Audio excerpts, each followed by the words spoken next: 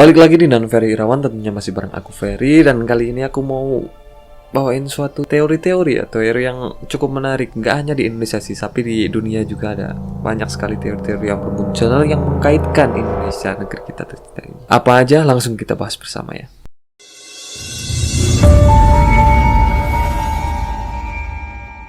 Negeri dengan luas 1905 km persegi ini mempunyai lebih dari 17.000 pulau, mempunyai banyak sekali teori-teori yang dikaitkan dengan negeri indah ini. Negeri ini adalah negeri yang cukup luas dan banyak sekali teori-teori yang bermunculan yang mengkaitkan. Salah satunya adalah teori besar, yaitu teori Atlantis ya, yang katanya itu ada di Indonesia. Dan juga ada kematian Hitler yang ternyata diasumsikan di Indonesia gitu. Katanya Hitler dulu berhasil meloloskan diri dan berhasil sampai ke Indonesia dan di hari tuanya. Ada juga yang dari agama juga, yaitu Nabi Sulaiman, yang katanya itu Nabi Sulaiman dulu di Indonesia ini. Tapi apakah benar teori-teori tersebut dan seberapa kredibel teori-teori ini akan kita bahas di video-video ini ya. Jadi yang pertama adalah teori Atlantis yang berada di Indonesia. Teori tentang Atlantis yang berada di Indonesia ini dikemukakan oleh beberapa ilmuwan di seluruh dunia. Di antaranya adalah Profesor Ariel Santos dari Brasil. Dalam bukunya yang berjudul Atlantis: The Lost Continent Finally Found. Di dalam buku ini diterangkan bahwa hilangnya atau tenggelamnya Atlantis ini dulu disebabkan oleh meletusnya Gunung Krakatau Purba yang ada di Indonesia, yang sekarang menjadi anak Krakatau itu. Letusan Krakatau Purba ini berjarak bermil-mil jauhnya untuk efek suara dan juga gelombangnya yang menimbulkan gelombang tsunami yang cukup besar. Dahulunya, kawasan antara Sumatera, Kalimantan, Jawa dan Malaysia dan beberapa kawasan di sekitarnya ini dulunya menyatu menjadi sebuah daratan yang bernamakan Sundaland. Dan akibat dari letusan Gunung Krakatau Purba ini memutuskan dan menenggelamkan tanah sedalam 200-300 meter ke bawah permukaan air, yang menyebabkan kehidupan-kehidupan di atasnya itu hilang gitu. Seperti peradaban-peradaban yang ada di atasnya itu di negeri Sundaland dulu ini hilang. Ini sesuai dengan pernyataan filsuf Yunani pencetus pertama dunia Atlantis ini ya, yaitu Plato ya. Dimana Plato ini mengatakan bahwa Atlantis ini dulunya berdekatan sekali dengan pilar Hercules. Nah, pilar Hercules inilah yang dikaitkan oleh Profesor Santos, yaitu Gunung Krakatau Purba yang meletus ini, sehingga menenggelamkan daerah atau dataran yang ada di sekitarnya. Tapi tak hanya Sundaland, Plato juga menerangkan beberapa ciri-ciri yang berkaitan dengan Atlantis ini. Di antaranya adalah di tempat ini terdapat banyak sekali mineral-mineral alam ya, dan juga sistem bercocok tanam yang sangat maju, tanahnya subur dan berbagai macam flora fauna tumbuh di atasnya. Berbandingkan cahaya matahari setiap tahunnya, itu sesuai sekali dengan karakteristik daerah-daerah tropis ya, terutama di Indonesia ini. Hal ini juga yang membuat Profesor Santos semakin berkeyakinan bahwa Atlantis ini ada di Indonesia. Menurut Profesor Santos, pulau-pulau yang sekarang ada di Indonesia seperti Jawa, Sumatera, Kalimantan itu merupakan gunung-gunung tertingginya dulu di zaman Atlantis ketika masih menyatu gitu. Merupakan puncak-puncak gunung, berarti lembah-lembah yang dulunya ditempati manusia untuk tinggal ini sekarang sudah di bawah tanah. Dan masih banyak bukti-bukti lain, salah satu aja arkeolog dari Indonesia juga, siapa aku lupa namanya, tapi ini masih sebatas teori yang masih bisa diperdebatkan gitu dibanding-bandingkan, karena ini masih dalam tahap teori ya, belum ada kajian-kajian atau dinas resmi yang menyatakan bahwa benar Atlantis ada di Indonesia. Tapi gimana menurut kalian? Langsung aja komen di bawah. Kita lanjut. Yang kedua ada teori yang mengatakan bahwa Hitler itu tinggal di Indonesia itu. Teori ini muncul ketika ada seorang dokter yang datang ke daerah Sumbawa ya. Dokter ini bernama Dr. Potts yang dikatakan sangat mirip dengan Hitler gitu. Dari perawakannya, aksen kumisnya yang di tengah seperti Charlie Chaplin itu khas banget dengan Hitler kan. Tapi adakah bukti-bukti yang pasti tentang teori ini bahwa Hitler tinggal di Indonesia dan meninggal di Indonesia gitu? Dr. Potts menumpang sebuah kapal dan datang ke daerah Sumbawa. Katakan masyarakat setempat itu adalah seorang Hitler yang menyamar gitu, dengan ciri-ciri yang sangat mirip dengan Hitler yang tadi dikatakan kan, kumis yang seperti Charlie Chaplin gitu, khas banget, kumisnya sang Führer. Dan dokter ini berjalan sedikit pincang. Penyakit kaki yang dialami oleh Hitler itu dikatakan itu penyebab dari serangan Hitler yang terakhir di Stalingrad. Itu Hitler mengalami penyakit kaki dan dia berjalan itu agak kepincang-pincang. Tapi ada juga cerita yang mengatakan jadi panggilan istrinya si Dr. Potts ini kepada sang suami itu adalah Dove gitu. Mungkinkah yang dimaksud adalah Adolf Hitler, menurut seorang dokter yang bernama Sosro Husodo, itu menulis sebuah buku Hitler ada di Indonesia gitu, mengambil keterangan dari sang istrinya Hitler yang berinisial S. Dia adalah orang Sunda yang katanya bertemu dengan Hitler di Bandung gitu lah. Dan dia menikahi istrinya ini dan mengatakan atau mengklarifikasi kepada istrinya ini siapa Dr. Potts sebenarnya. Dia mengatakan sejujurnya kepada sang istrinya ini. Tapi sampai sekarang klarifikasi itu apa isinya yang dikatakan oleh sang Dr. Potts ini itu nggak ada yang tahu gitu, masih dirahasiakan itu. Cuman yang dikabarkan adalah salah satu pernyataan terakhir dari sang Dr. Potts ini yang mungkin mengklarifikasi dirinya adalah dia bilang bahwa kata-kata terakhirnya adalah jangan bilang siapa-siapa gitu.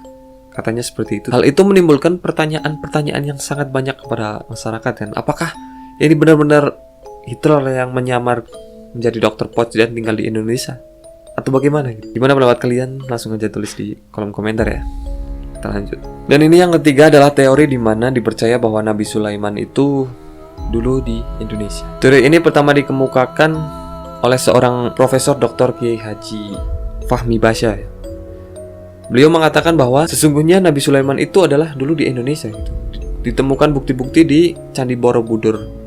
Tapi kalau kita melihat dari sisi waktu ya, Candi Borobudur itu dibangun pada masa dinasti Sailendra, yaitu pada abad ke-8, mungkin di sekitar 1200 tahun yang lalu di masa Sailendra ini. Dan Nabi Sulaiman itu diperkirakan hidup 3000 tahun yang lalu. Ini selisih waktu yang jauh ya. Kalau dilihat dari segi waktu itu kemungkinannya sangat kecil bahwa Candi Borobudur itu dikait-kaitkan dibangun oleh Nabi Sulaiman itu. Merupakan salah satu peninggalan Nabi Sulaiman itu kaitannya itu seperti itu. Tapi Dr. Kiai Haji Fahmi Basya ini itu tidak mengait-kaitkan dengan waktu. Yang lebih ditekankan adalah relief atau gambaran-gambaran yang ada di dinding-dinding Candi Borobudur ini.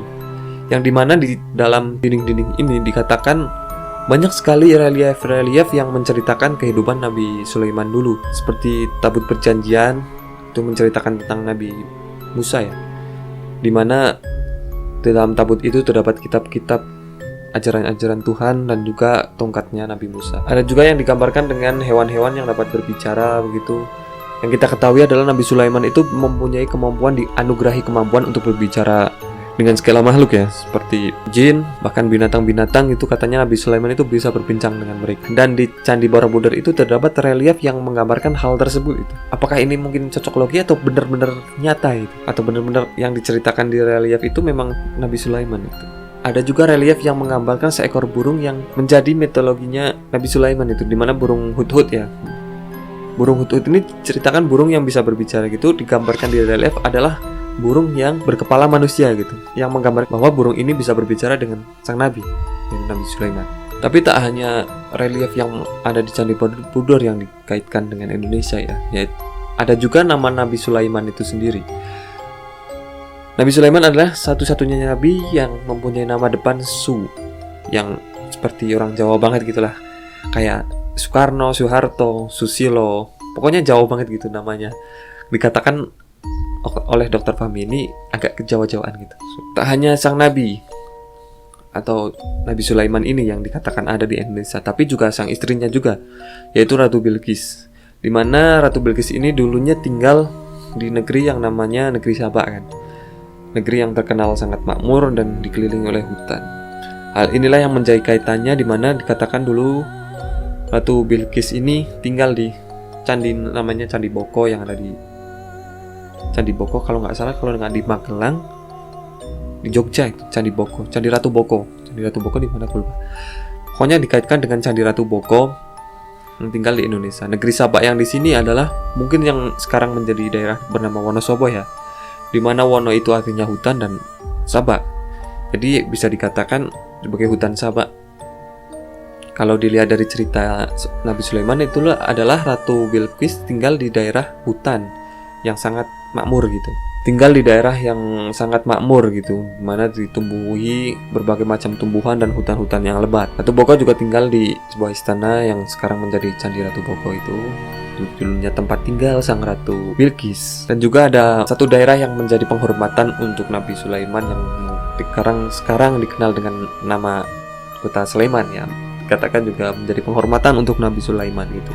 Seperti Soekarno dijadikan nama jalan, atau ya hal-hal yang lain, pahlawan-pahlawan gitu kan biasanya dijadikan nama tempat atau nama jalan gitu. Dan Nabi Sulaiman itu dinamakan sebagai kawasan Sleman gitu. Dikatakan masih ada kaitannya dengan sang nabi ini. Tapi yang cukup mengejutkan adalah ditemukan sepucuk surat terbuat dari plat emas.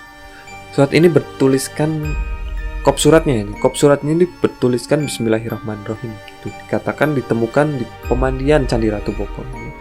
Kalau memang benar ini bertuliskan seperti itu, dan teori ini cukup kuat sih kalau menurut aku sendiri, ini cukup kuat dimana banyak sekali bukti-buktinya gitu.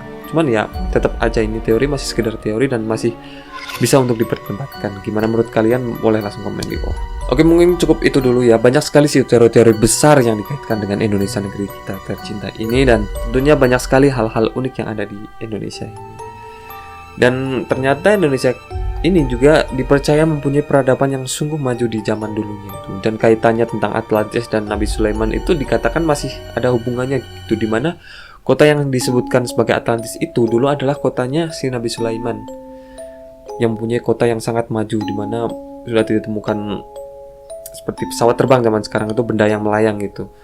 Dan banyak sekali teori-teorinya, aku bisa bahas di lain kesempatannya karena itu panjang banget gitu, teorinya itu panjang banget, beberapa teori dan juga mengasumsikan sebagai bukti itu banyak sekali gitu. Nanti kita akan bahas di lain video. So dari aku terima kasih, sekian, semoga menghibur, dan maaf apabila ada kekurangan dan kesalahan, boleh komen langsung di bawah untuk dibenarkan, dan terima kasih.